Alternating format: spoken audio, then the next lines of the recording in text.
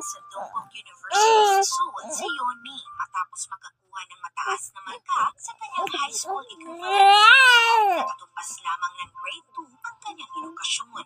Magalipas ang halos 7 years ay nakasamang muli nila Yeonmi ang kanyang kapatid sa South Korea. Ang ina naman ni Yeonmi ay ginamot dahil sa mga trauma na naranasan sa mahabang panahon. Noong 2014 ay nagbigay siya ng speech sa One Young World Summit sa Dublin, Ireland, saan nag-viral pa ang kanyang video sa internet. When I was crossing the Gobi Desert, scared of dying, I thought nobody in this world cared.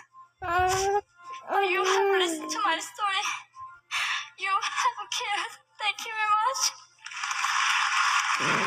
Napasama rin siya sa BBC 100 Women noong 2014 dahil sa kanyang katapangan at determinasyon na ipanawagan ang isang pantay na karapatan para sa lahat ng mamamayan ng mundo. Sinulat din ni Yeonmi ang kanyang memoir na pinamagatang In Order to Live at naging aktibo sa pagsulong ng human rights. Ngayon ay malayang naninirahan si Yeonmi sa United States. Nakapag-asawa siya ng American at nagkaroon ng anak. Mensahe naman ni Yeonmi para sa mga tao na hanggang ngayon ay nakakulong pa rin sa North Korea ay be free. Huwag mawala ng pag-asa dahil lahat ay posible.